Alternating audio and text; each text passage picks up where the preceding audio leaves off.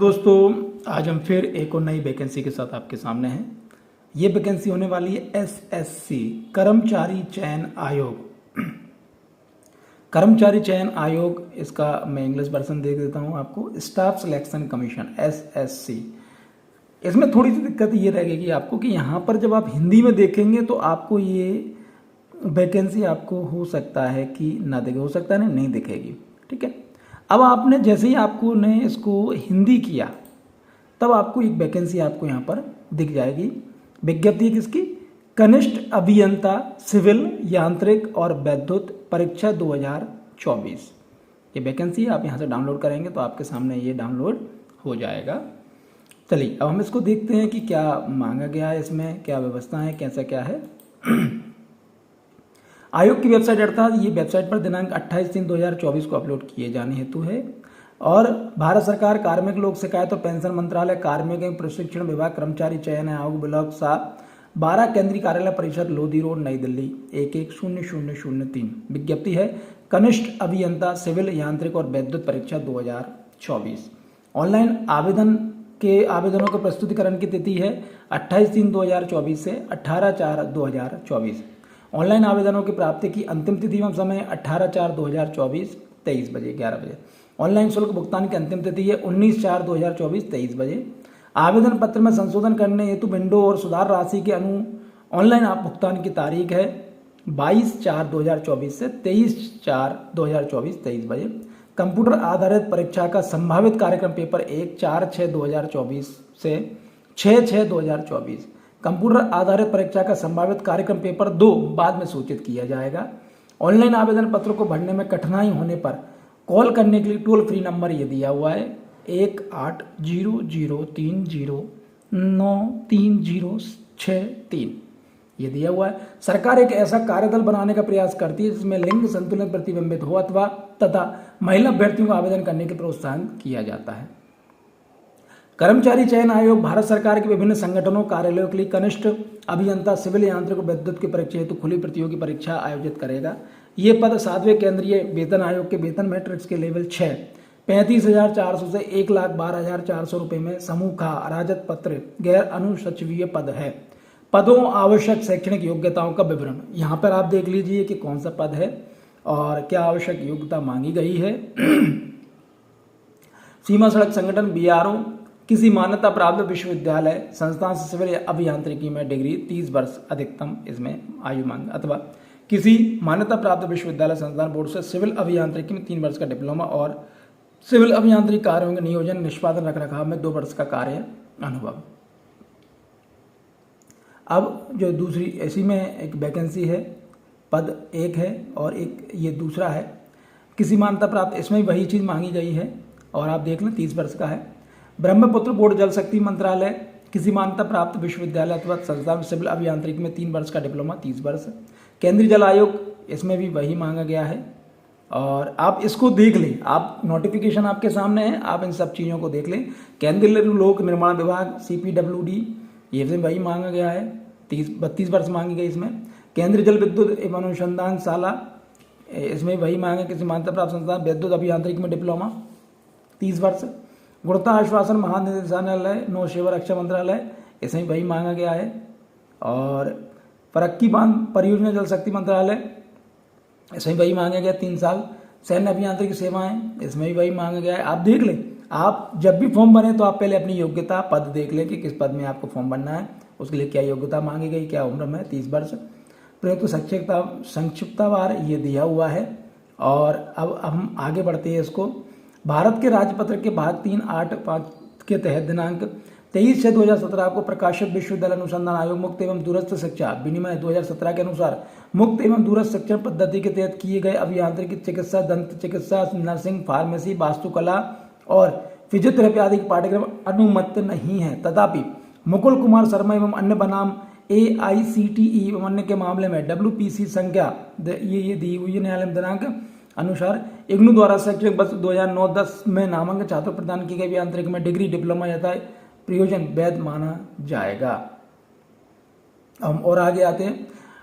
प्रयुक्त विभाग द्वारा रिपोर्ट की गई अंतिम रिक्तियां निम्नानुसार हैं। यहाँ पर आप ये देख सकते हैं कि कौन सी रिक्तियां हैं। और ये थोड़ा सा बड़ा हो गया है, अब आपको देख इधर से सही कर देते हैं इसे। हाँ, अब आप देख लीजिए कि पद ये हैं, किस श्रेणी में आप आते हैं उसके हिसाब से आप इस चीज़ को देख लीजिए।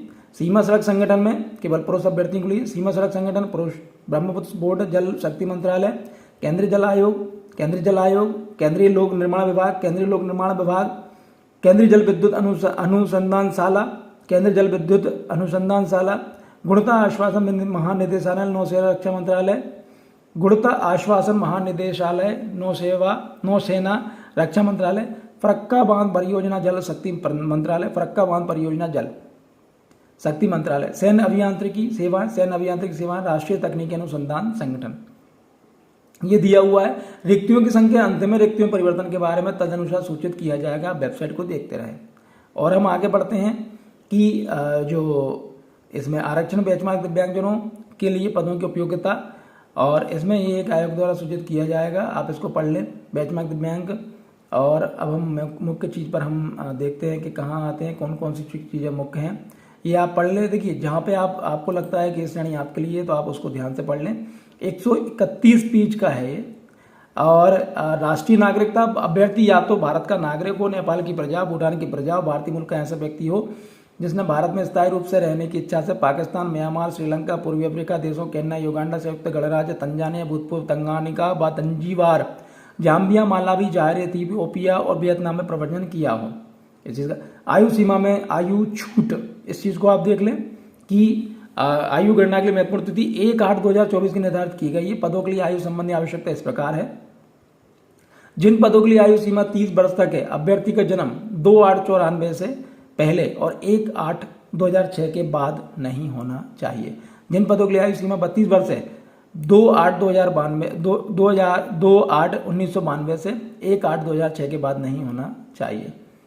श्रेणी ये जो छूट दी गई है इसको आप देख लें। अजय अनुसूचित जनजाति 5 वर्ष, अपिवा अन्य पिछड़ा वर्ग 3 वर्ष, दिव्यांगजन अना आकब 10, दिव्यांगजन अपिवा 13, दिव्यांगजन 15, भूतपूर्व सैनिक, ये स्थिति दी गई है, आप इसको देख लें। और अब हम और आगे बढ़ते हैं और मुख्य चीज़ों पर हम ध्यान देते हैं कि और ऐसी कौन सी चीज़ें हैं जो कि अपने लिए मुख्य होने वाली। प्रमाण की प्रक्रिया, प्रमाण पत्रों का प्रारूप किस तरह से होगा वो आप देख लें, क्योंकि ये भी आपके लिए देखना जरूरी है। और अब हम और आगे बढ़ते हैं जिससे हमें ये पता लगे, क्योंकि देखिए हम ये कोशिश कर रहे हैं कि इसमें कोई ऐसी चीज़ है जो बहुत ज़्यादा महत्वपूर्ण है जो वो न छूट जाए। क्योंकि आवेदन का करने का तरीका और आवेदन शुल्क, वे सभी अभ्यर्थी जो विज्ञप्ति के प्रत्युत्तर में आवेदन करना चाहते हैं और नई वेबसाइट https://ssc.gov.in पर एक बार की पंजीकरण OTR नहीं बनाया, उन्हें पहले की तरह ही एक बार की पंजीकरण करना होगा। क्योंकि पुरानी वेबसाइट, अच्छा पुरानी ये है, पर पहले किया गया एक बार की पंजीकरण OTR नई वेबसाइट पर काम नहीं करेगा। हालांकि इसी नोटिफिकेशन में अगर आपको देखना है तो इसी नोटिफिकेशन पर नीचे आपको बताया गया है कि वन टाइम रजिस्ट्रेशन कैसे किया जाता है, वो भी मैं एक बार आपको बता दूंगा कि किस तरह से आपको करना है। धुंधले हस्ताक्षर वाले आवेदनों को सरसरी तौर पर निरस्त कर दिया जाएगा, इसलिए आप इस चीज़ का खास ख्याल रखें। ऑनलाइन आवेदन जमा करने की अंतिम तिथि और समय 18/4/2024 है, तो जितना जल्दी हो सकता है उतना जल्दी आप इसको शुल्क का भुगतान भीम UPI नेट बैंकिंग अथवा visa master card maestro RuPay card अथवा डेबिट कार्ड के माध्यम से अथवा SBI शाखा में नगद जमा करके SBI चालान बनवा कर भी किया जा सकता है। देय शुल्क 100 रुपये रहेगा इसमें। आवेदन पत्र संशोधन के लिए ये इन्होंने डेट दी हुई है। परीक्षा केंद्र अलग अलग जगह पर अलग अलग हैं। मध्य क्षेत्र, बिहार, उत्तर प्रदेश में ये परीक्षा केंद्र बनाए गए हैं। अंडमान और निकोबार द्वीप समूह, झारखंड, उड़ीसा, सिक्किम और पश्चिम बंगाल में ये वाले केंद्र बनाए गए हैं। कर्नाटक, केरल क्षेत्र में ये केंद्र बने हैं। मध्य प्रदेश उप क्षेत्र में भोपाल, ग्वालियर, इंदौर, जबलपुर, सतना, सागर, उज्जैन, बिलासपुर, रायपुर, दुर्ग, भिलाई ये बने हुए हैं। पूर्वोत्तर क्षेत्र में ये देख लीजिए आप, उत्तरी क्षेत्र में दिल्ली, राजस्थान में, पश्चिम उत्तर में ये बने हुए हैं। दक्षिण क्षेत्र में ये वाले बने हुए, पश्चिम क्षेत्र में ये वाले बने हुए हैं। कुल मिला के आप जहां भी आपको जो लगता है वैसे आप कर सकते हैं। कंप्यूटर आधार परीक्षा नीचे सूचित गए 2 पेपरों में होंगे, ये मैं अभी नहीं पढ़ रहा हूँ, ये आप आपके हिसाब से देख लें कि क्या मांगा गया है। ये देखने का मैं इसलिए बोल रहा हूँ क्योंकि हो क्या रहा है कि इतने ज़्यादा अगर मैं पढ़ूंगा तो ये हो सकता है कि ये वाला जो वीडियो 1.5-2 घंटे तक का भी हो जाए, इसलिए इसमें पूरा सिलेबस दिया हुआ है, आप इसको देख लें सिलेबस को। इस चीज़ में आप इसको नोटिफिकेशन को आपको डाउनलोड करना पड़ेगा, क्योंकि नोटिफिकेशन डाउनलोड किए बिना आप इसको नहीं कर पाएंगे। और अब इसमें मैं आपको वो बता देता हूँ कि वन टाइम रजिस्ट्रेशन के लिए क्या दिया हुआ है इन्होंने, जिससे आपको कोई दिक्कत नहीं आएगी। कदाचार के मामले में इन्होंने दिया हुआ है अभ्यर्थी के लिए महत्वपूर्ण अनुदेश अयोग्यता के दिए हुआ है कि किस प्रकार अगर आप काम करेंगे तो अयोग्यता की स्थिति में आप आ जाएंगे। आवेदन पत्र भरने में कोई मामले में अगर कोई दिक्कत है तो इसमें सब वो कर सकते हैं। परीक्षार्थियों को लिखने संबंधित शारीरिक सीमा के संबंध प्रमाण पत्र ये दिया हुआ है, आप इसको भर के फॉर्म जमा कर सकते हैं। दिव्यांगजन अधिकार के लिए ये दिया हुआ है और स्वयं के प्रतिलिपि का उपयोग करने हेतु वाचन पत्र ये दिया हुआ है। पूरे फॉर्मेट दिए हुए हैं, आप जो भी फॉर्मेट जैसे आपको लगता है। ऑनलाइन आवेदन पत्र भरने की प्रक्रिया ये दी हुई है इसमें। एक बार की पंजीकृत परीक्षा के लिए ऑनलाइन आवेदन भरने के लिए ये दिया हुआ है कि मोबाइल नंबर ओटीपी के माध्यम से सत्यापित किया जाना है, ईमेल आईडी ओटीपी के माध्यम से सत्यापित किया जाना है। आधार संख्या, यदि आधार संख्या उपलब्ध नहीं है तो कृपया निम्नलिखित आईडी में से एक दिन आपको बाद में मूल दस्तावेज दिखाना होगा। Voter ID card, PAN, passport, driving licence, school college ID, नियुक्त आईडी, सरकारी पीएसयू बैंक ये दिए हुए हैं। एक बार पंजीकरण प्रपत्र भरने के लिए कृपया निम्नलिखित चरणों का अनुसरण करें, ये दिया हुआ है। पूरा आपको यहाँ पर दिया हुआ है कि क्या करना है आपको। हालांकि इसमें फोटोज़ के माध्यम से भी इसमें एक बार पंजीकरण स्क्रीनशॉट ये दिए हुए हैं, आपको कहीं पे कोई दिक्कत नहीं आने वाली है। Flow of one time registration आप कैसे करें, इसके लिए आपको दिया हुआ है कि आपको ऐसे करना है और ये दिया हुआ है आपको फिर यहाँ जाना है। इसके बाद फिल पर्सनल डिटेल ये दी हुई है, रजिस्ट्रेशन डिटेल ये दी हुई है, login screen with one time password ये दिया हुआ है।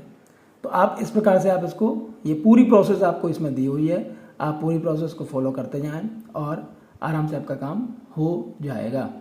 तो चलिए आप बिल्कुल फॉर्म को भर दीजिए जिससे कि आपको किसी प्रकार की कोई दिक्कत नहीं आए। और हम एक बार और ये देख लेते हैं कि क्या ये पूरा दोबारा से दे दिया ऑनलाइन फॉर्म भरने के लिए कि आपको ऑनलाइन फॉर्म भरना है, वो कैसे फॉर्म भरा होगा। तो इसके लिए भी आपको देखना है तो ये नोटिफिकेशन यहाँ पर है, आप आराम से इस चीज़ को देख सकते हैं, ठीक है। और हम यहाँ पर अब देख लेते हैं कि लास्ट में इन्होंने ऐसा क्या दिया हुआ है, क्योंकि ये बहुत अच्छा यहाँ पर दी हुई है। अस्थायी रूप से अयोग्य अनफिट घोषित करने के लिए आधार या अलग अलग चीज़ें दी हुई हैं। तो आप इसको ध्यान से देख लें और उसके बाद ही फॉर्म भरें। आप पहले अपनी योग्यता देख लें, उसके बाद आप अपने फॉर्म को भर सकते हैं। चलिए बहुत बहुत धन्यवाद, थैंक यू।